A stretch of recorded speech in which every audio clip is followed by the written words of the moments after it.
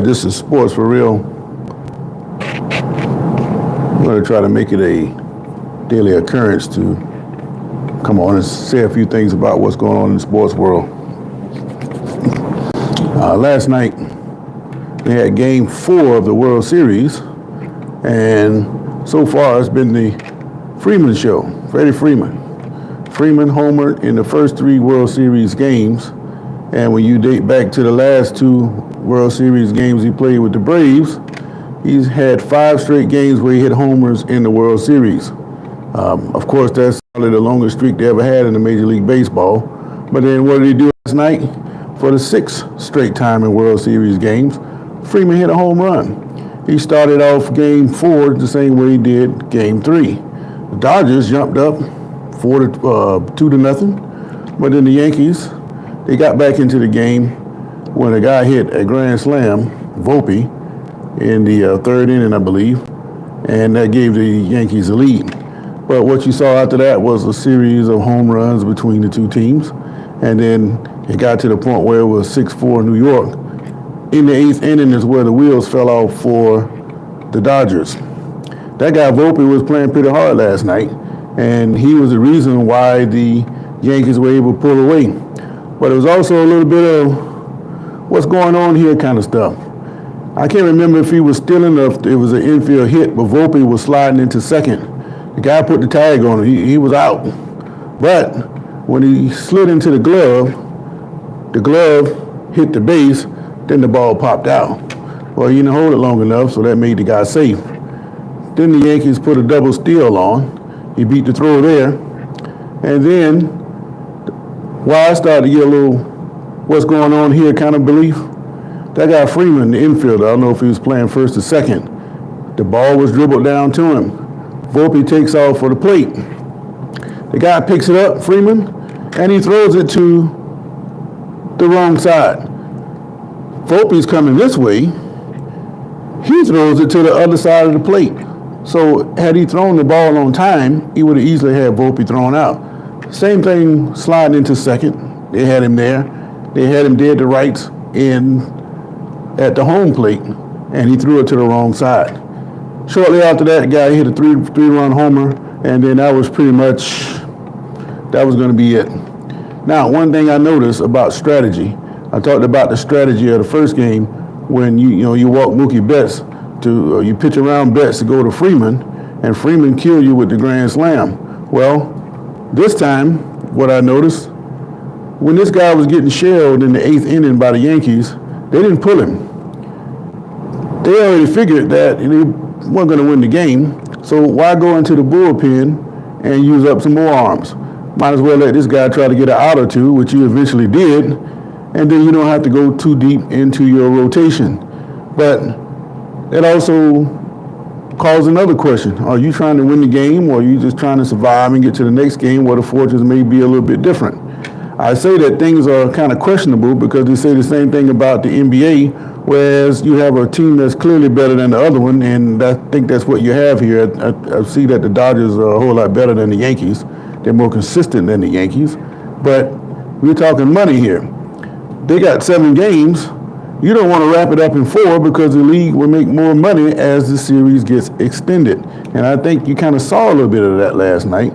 Of course, if you're the Dodgers, you want to go ahead and wrap it up. But the way the game started to turn a little bit, it looked kind of staged a little bit.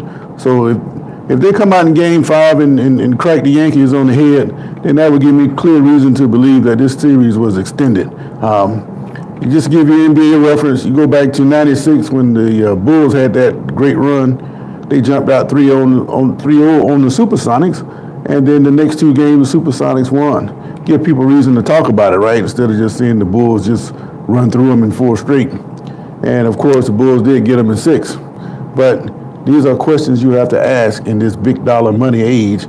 Are these games really what people think they are? You take the NFL. Why is it that all the games tend to come down to the last minute? But it's just something to think about. Now, today is Wednesday. RV City opened up yesterday. I thought it was going to open up today. If you're not familiar with what I'm talking about, down here in Jacksonville, you have the Florida-Georgia game. And the big the real big occurrence is not necessarily the game, it's the confluence of all these people coming down here and they start to party. I told you before, these two teams were like nothing better than to crack each other's heads on the field.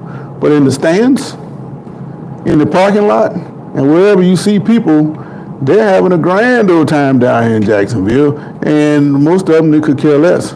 I told you before, if you're a Gator, you can go down to RV City and go party with one of the Bulldog fans, and vice versa. That's just the way it is down here. They have a good time.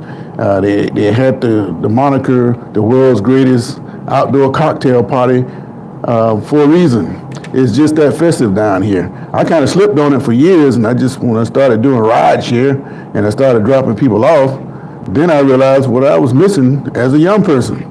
But, I don't regret none of that. But if you're a young person, I think you need to get on down there and get you some experience and see what's really going on in the world, man, because these people are having some real good times down there.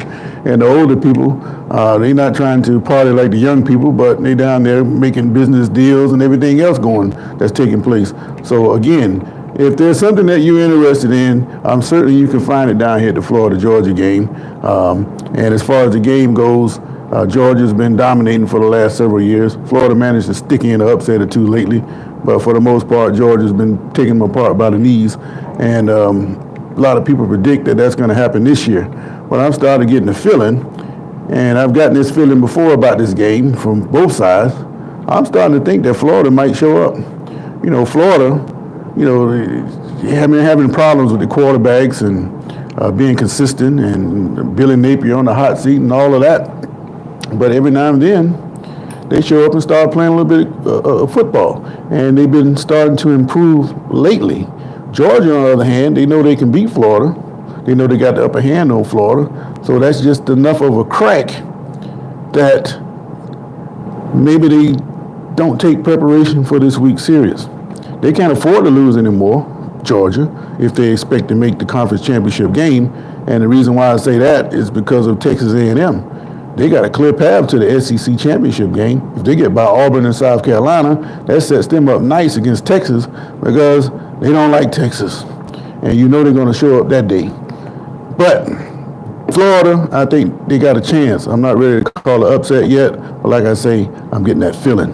But speaking of Florida, their former quarterback, Anthony Richardson, he's been benched in favor of Joe Flacco. Now, I had a problem with the Colts taking Richardson so high. I think he was picked with number 4. He didn't really do anything in college. He had flashes where he made some great plays, he had some good strong throws, but it was grossly inconsistent.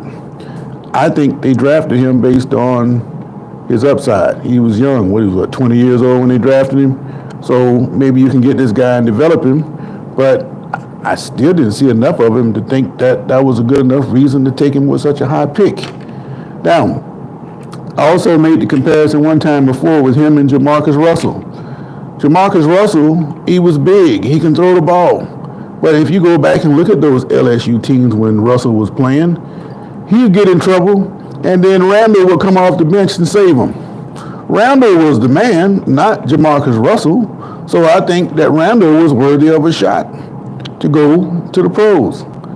He didn't get it because he didn't fit the parameters of what they were looking for a pro quarterback. Same kind of thing with Bruce Eugene from Grambling and that guy Jackson from Alabama State. Jackson looked like the quarterback, but Eugene had all the numbers. So these people are getting drafted based on what you look like and what you could do as opposed to what you have already done. If I got $1 million and that's all I got is $1 million and I need to gamble on one of these two players, I could care less what you look like.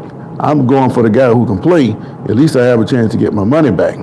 And that's kind of what you're seeing also here in Jacksonville with Trevor Lawrence. These people are having a fit because he's not performing up to his expected level, especially since he got signed to that second contract.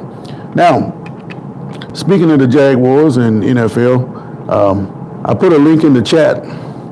I do like a correspondent thing for this site called Fango Media, and what we have are representatives in each NFL city. So once those home games end, we'll be outside talking to the fans and getting their reactions as they come out of the stadium. And I've been doing the Jacksonville this year. So if you click on that link, you can see my latest video from this weekend. Plus, you can go and look at other reactions. So you find your team, and I'm sure you can see what the fans are saying about your particular team. But Green Bay came in here and whipped Jacksonville, kicked the field goal at the bell to knock them off. And the fans, most of them, you're not very happy with Trevor Lawrence, but mostly they're talking about they need to put a cover on the stadium. And when they do build the upgraded stadium over the next 2-3 years, they are going to have like a covering over the fans.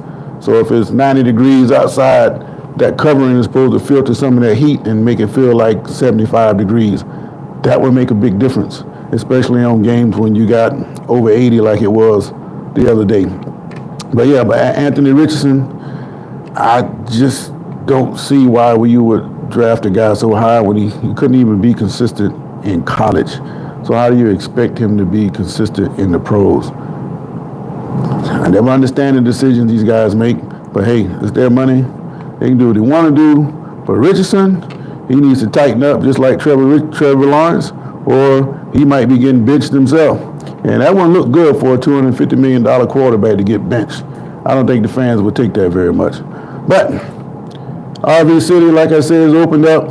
You want to come down to Jacksonville, have a good time. This is the time to do it because parties in full swing every night all the way up through the game. Probably till about Sunday morning, about 2 or 3 in the morning, maybe later.